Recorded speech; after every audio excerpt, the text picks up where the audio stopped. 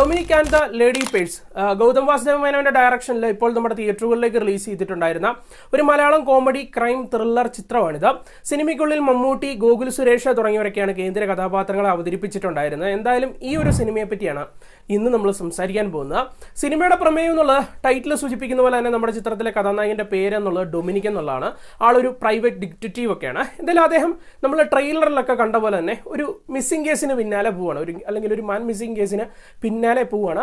ശേഷം നടന്ന അപ്രതീക്ഷിത സംഭവങ്ങൾ എന്നുള്ളതാണ് ചിത്രത്തിന്റെ പ്രമേയം എന്നുള്ളത്. ഇപ്പോൾ ഈ ഒരു സിനിമയെ പറ്റി പറയുമ്പോഴേ നമ്മൾ ചില സിനിമകളൊക്കെ തന്നെ തുടക്കമൊക്കെ കണ്ട് വലിയ ബോറടി ഏൽക്കാറുണ്ട്, അല്ലെങ്കിൽ സിനിമ തുറക്കുന്നിട്ട് തന്നെ വലിയധികം സാറ്റിസ്ഫൈ ചെയ്യിക്കില്ല ചില സിനിമകളിലുള്ളത്. ചിലപ്പോൾ അതിൻ്റെ അവതരണത്തിൻ്റെയൊക്കെ പ്രശ്നങ്ങളായിരിക്കും. എന്തായാലും അങ്ങനെയൊക്കെ അവതരിപ്പിച്ച് പോയാലും ക്ലൈമാക്സ് തൊട്ട് എടുക്കുമ്പോഴത്തേക്കും കുറച്ച് സാറ്റിസ്ഫാക്ഷനൊക്കെ നൽകും. അല്ലെങ്കിൽ സിനിമ അതുവരെയും വിചാരിച്ച പോലെ അത്രയും കൊള്ളുകയില്ല എന്നുള്ള ആ ഒരു തോന്നലൊക്കെ മാറ്റിയിട്ട് കുഴപ്പമില്ല കേട്ടോ എന്നുള്ള ഒരു ഫീലിലേക്ക് എത്തിക്കാൻ വേണ്ടി ചില സിനിമയുടെ ക്ലൈമാക്സുകൾക്കൊക്കെ സാധിക്കാറുണ്ട്.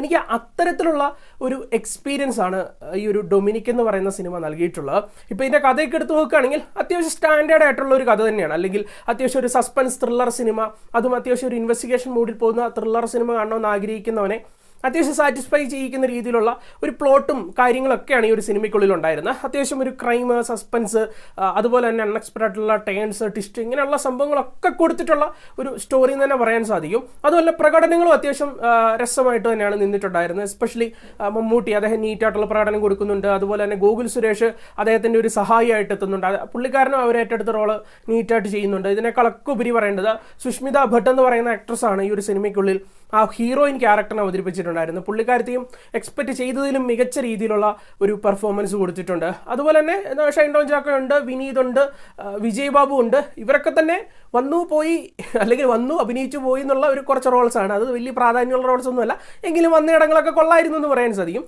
അങ്ങനെ ഓവറോൾ പ്രകടനങ്ങളും കൊള്ളാം. ടെക്നിക്കലി നോക്കിക്കഴിഞ്ഞാലും ഒരു ഗൗതം വാസുദേവ മേനോൻ ചിത്രം എന്ന് പറയുമ്പോഴത്തേക്കും അങ്ങനെ വലിയ എക്സ്പെക്ടേഷൻ കൊടുക്കണമെങ്കിൽ നമ്മൾ സ്വാഭാവികമായിട്ട് കുറച്ച് കാര്യങ്ങളൊക്കെ പ്രതീക്ഷിക്കുമല്ലോ. അല്ലെങ്കിൽ മ്യൂസിക് വർക്കൊക്കെ ഗംഭീരമായിരിക്കും, അങ്ങനെയുള്ള കുറേ എക്സ്പെക്ടേഷൻസ് ഒക്കെ കൊടുത്തിട്ടുണ്ടായിരുന്നു. എന്നാൽ അതിനെയൊന്നും മീറ്റ് ചെയ്തിട്ടുണ്ടെന്ന് പറയാൻ സാധിക്കില്ല. എങ്കിലും അത്യാവശ്യം വിഷ്ണുദേവാണ് സിനിമാറ്റോഗ്രഫി കാഴ്ച കൈകാര്യം ചെയ്തിട്ടുണ്ടായിരുന്നത്. അദ്ദേഹത്തിൻ്റെ ക്യാമറ കാഴ്ച എന്നുള്ളത് അത്യാവശ്യം കാഴ്ചകളെയൊക്കെ തന്നെ, അല്ലെങ്കിൽ സിറ്റുവേഷനെയൊക്കെ തന്നെ ഒരു റിയലിസ്റ്റിക് ആയിട്ട് ഫീൽ ചെയ്യാൻ വേണ്ടി പ്രേക്ഷകർക്ക് സഹായിക്കുന്നുണ്ടായിരുന്നു. അതുപോലെ തന്നെ ഗാനങ്ങളൊക്കെ കുറച്ച് കൊടുക്കുന്നുണ്ട്. അതിലെയും തുടക്കത്തിലൊക്കെ ഒരു ബർത്ത്ഡേ പാർട്ടി സോങ് ഒക്കെ ഉണ്ട്, നമ്മൾ ഈ കഴിഞ്ഞ ദിവസം യൂട്യൂബിലൂടെയൊക്കെ കണ്ടില്ലേ. അതൊന്നും അത്ര ഇമ്പാക്ട്ഫുൾ ആയിട്ട് എനിക്ക് തോന്നിയില്ല, അത് വഴിയേ പറയാം. പിന്നെ ഒരു നാടോടി നൃത്തം കൊറിയോഗ്രഫി ഒക്കെ ചെയ്തിട്ട് ഒരു സോങ് കൊടുക്കുന്നുണ്ട്, അത് വലിയ കുഴപ്പമില്ലാത്ത രീതിയിൽ തോന്നി. പിന്നെ ബാക്ക്ഗ്രൗണ്ട് സ്കോറും കാര്യങ്ങളൊക്കെ തന്നെ കുറച്ചുകൂടി ബെറ്റർ ആക്കേണ്ടതായിരുന്നു, എങ്കിലും ഓക്കെ ഫീൽ എന്ന് പറയാൻ സാധിക്കും. പിന്നെ എഡിറ്റിംഗ് കാഴ്ചകളും ഒക്കെ തന്നെ വലിയ കുഴപ്പമില്ല എന്ന് പറയാൻ സാധിക്കും. മൊത്തത്തിൽ പറയുമ്പോഴേ ഈ സിനിമ ഞാൻ പറഞ്ഞ പോലെ തന്നെ, അല്ലെങ്കിൽ ആദ്യം ഞാൻ സൂചിപ്പിച്ച പോലെ തന്നെ, ഈ സിനിമയുടെ ക്ലൈമാക്സ് ഇമ്പാക്ട്ഫുൾ ആണ്.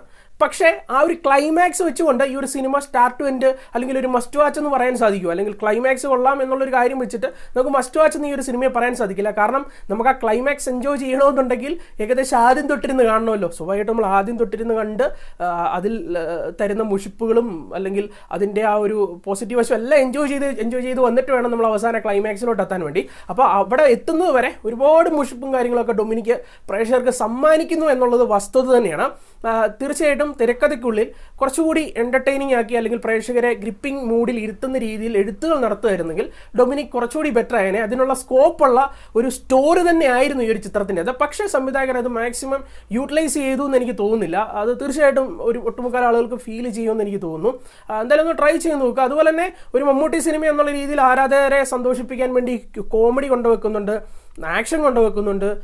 ഇതൊന്നും തന്നെ വലിയ ഇമ്പാക്ട്ഫുൾ ആയിട്ട് നമുക്ക് തോന്നത്തുമില്ല. ഇതിൻ്റെ ആക്ഷനൊക്കെ കണ്ടു കഴിഞ്ഞാൽ നമുക്ക് അങ്ങോട്ട് വയ്യാത്തൊരവസ്ഥ ഫീൽ ചെയ്യും, അല്ലെങ്കിൽ ആക്ഷൻ സീക്വൻസിനൊന്നും വയ്യ എന്നുള്ളൊരു ഫീലാണ് പ്രേക്ഷകർക്ക് നൽകുന്നത്. അത്തരത്തിലുള്ള ഒരു എക്സിക്യൂഷനൊക്കെയാണ് മൊത്തത്തിൽ കാഴ്ചവെച്ചിട്ടുള്ളത്.